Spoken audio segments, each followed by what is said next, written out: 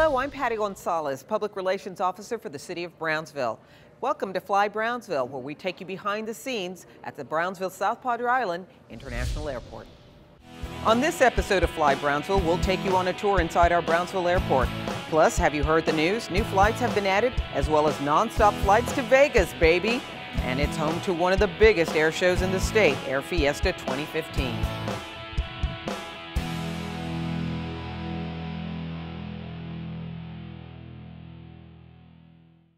Today we're taking a tour of the Brownsville South Padre Island International Airport, and joining me is Larry Brown, Aviation Director. Thanks for being with us again, Larry. Well, good morning. Glad to be here. So it has been a busy first quarter of 2015 for the airport. Very.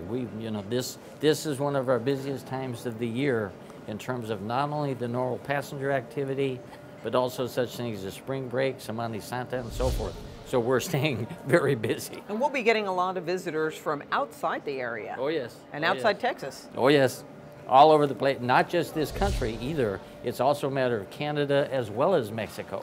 Now we're seeing still a lot of winter Texans? Oh, yes, by all means. It's one of the busiest times.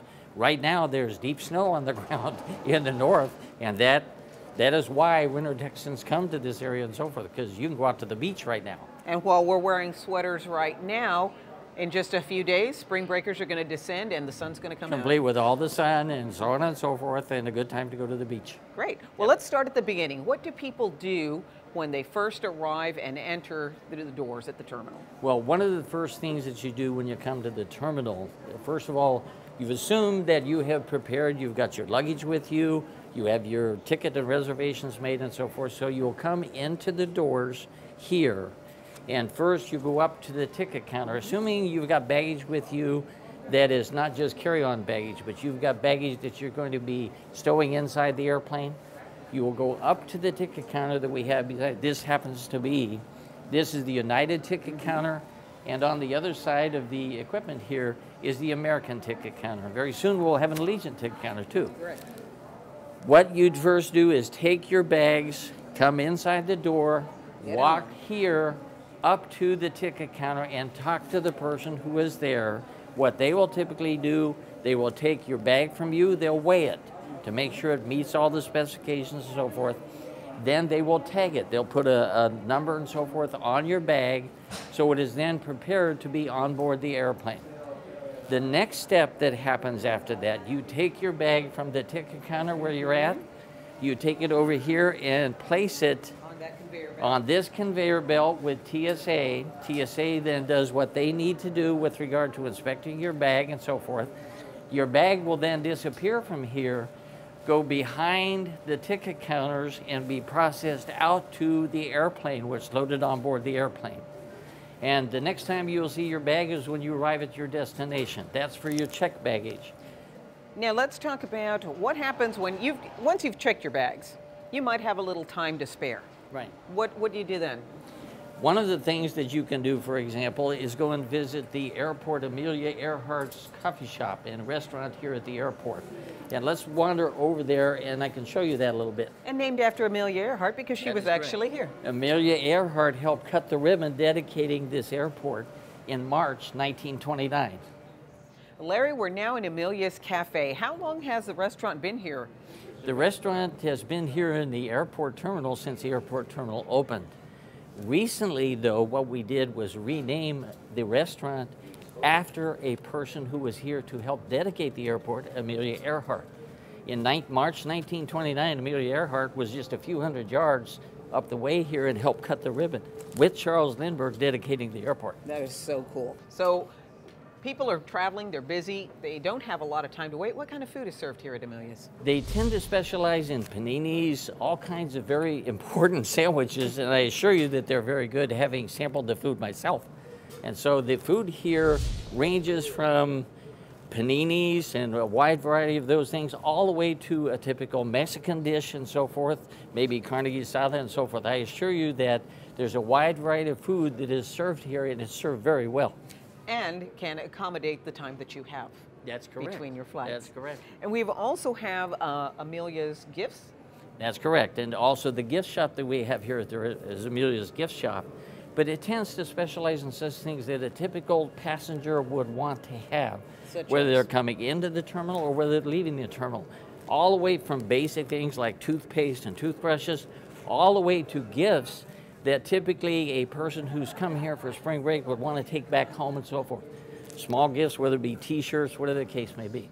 And I also see some gifts that would be appropriate for Chado Days. Sure. I could have come here to buy my outfit. That I is see correct. pottery.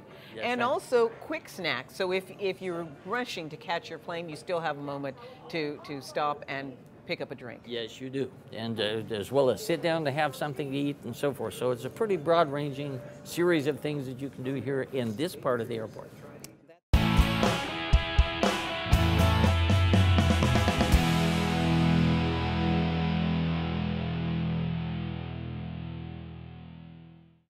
Well, now that you've had a chance to relax, grab a drink, maybe a meal, and even buy that special someone a gift, it is time to go through security. Now, I have my ID, Larry. What Yes. else will I need? You will need to have your boarding pass with you, which you've already had issued from the ticket counter, or you've printed off your computer at home. And you will also need to double check at this point before you go past this point. You need to double check and make sure that what you're carrying in any carry-on luggage doesn't exceed the requirements that TSA is set up for carry-on luggage. For example, you can't carry a big bottle of shampoo. You can only carry a little bottle of shampoo, not more than a 3-ounce bottle, for example. And shampoo is just one example, and there are more too. You can go on the website, or you can check with people here at the terminal to find out what is the maximum type of materials that you can carry and the maximum size. And we're talking mostly liquids. Yeah, exactly. Okay, so we come through here, we grab a bin, kick off our shoes. We have to Yes. do that now. Yes. Laptops. Laptops also, you're going to need to take the laptop out of its container that is in, and you're going to place the laptop either on the belt or in a container on the belt so that TSA can look at that separately, which they will do with their screening equipment and so forth. And that's So kind of like an X-ray. that's correct.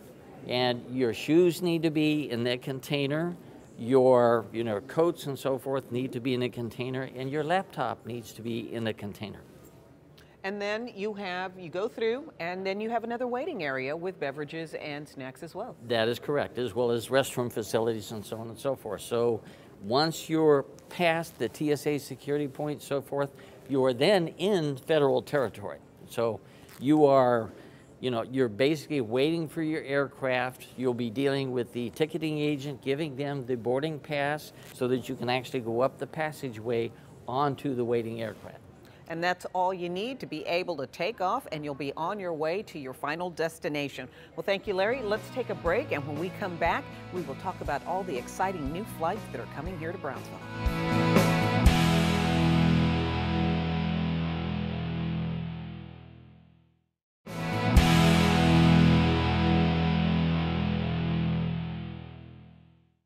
Welcome back. Our airport has been making a lot of headlines of late with all the additional flights. First, American Airlines has added a nonstop flight to DFW, and starting this summer, you'll be able to go to fabulous Las Vegas from right here at home. More flights to and from the Brownsville South Padre Island International Airport are being added.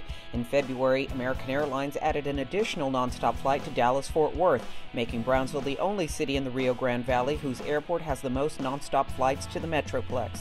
Our airport is helping set the pace for Brownsville's growth, but just what makes Brownsville so attractive to airlines?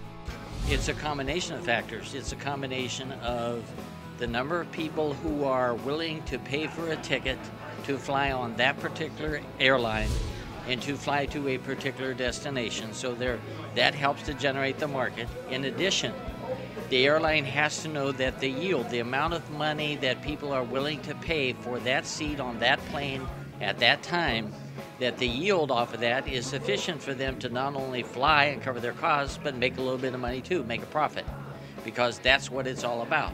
And so the advantage we've got is people are well aware of the fact that there's real good service to DFW and all points beyond out of Brownsville. The airport is a huge economic engine for the city and the region. Adding more daily flights to and from DFW will create more than 200 permanent jobs, add $300,000 in sales tax revenue, and stimulate a $20 million impact on the region's economy. For example, the businesses in Brownsville benefit from that ease of access by investors, for example, who may be flying into Brownsville on American or on United and coming to Brownsville and looking for opportunities to do business and finding a way to communicate with. Having that access to a major hub such as DFW is very important to the growth and development of this community, as well as it helps Dallas too. The addition of flights by airlines already serving our airport also attracts other airlines. Allegiant recently announced new low-cost nonstop jet service between Brownsville and Las Vegas beginning in June. Well, we're very excited to debut in Brownsville. It's an entirely new city for us, and we felt that there was really high demand for low-cost vacations here. And what better place to connect people than the entertainment capital of the world, Las Vegas. So we're very excited to be here, and we hope people will take advantage of our low-cost flights. Passengers from Brownsville and neighboring cities can leave on a Thursday, spend a wonderful weekend in Las Vegas, and return on Sunday. It's all about convenience and affordability with Allegiant. So we're actually an ultra low-cost carrier. Our average base fare is less than half the national average at around $100 one way, which is really great. And what we also offer is for the opportunity for people to bundle their entire vacation through Allegiant. Everything from show tickets and attraction tickets to rental cars and hotels. They can find it all on Allegiant.com. Las Vegas is also a premier conference location. First of all, I think there's a whole lot of foundation for the people around this area who'd like to go to Las Vegas.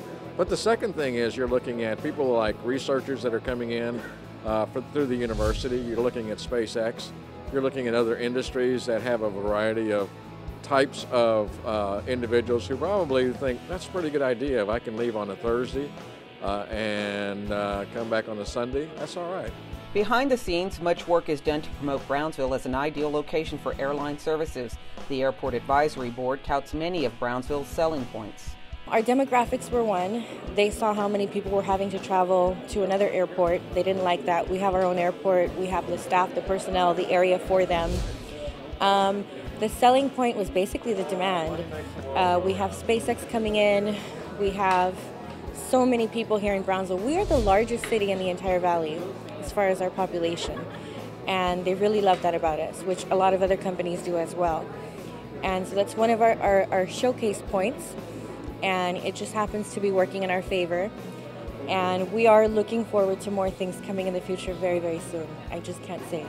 While all business leads can't be discussed publicly at this time, one thing is certain: there is never a time that the city isn't courting additional airlines.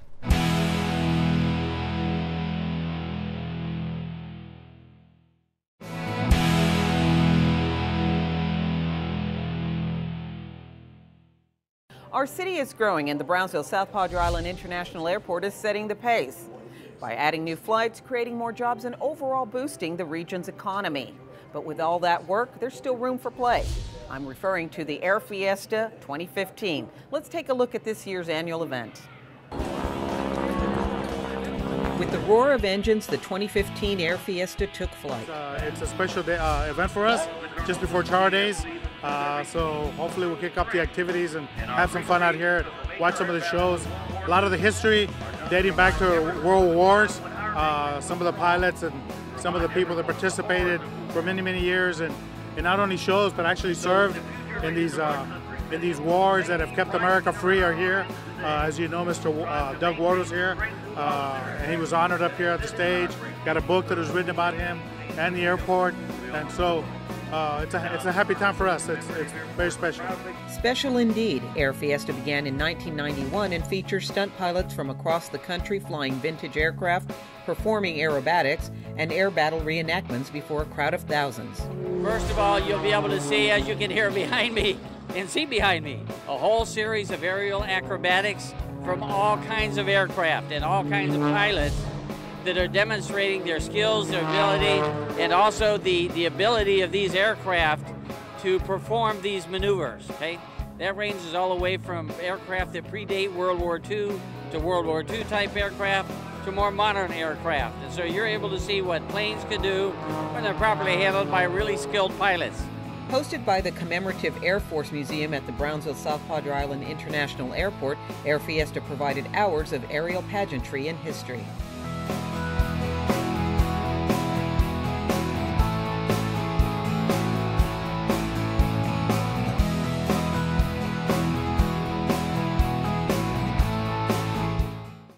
Well, thank you for joining us on this, our very first episode of Fly Brownsville. Larry Brown, Aviation Director, thank you for joining us. Well, thank you for coming here and filming, and also for the people who take advantage of the opportunity to come here and fly out of Brownsville on the various airlines that we have here. I'm Patty Gonzalez, Public Relations Officer for the City of Brownsville, here to remind you to Fly Brownsville.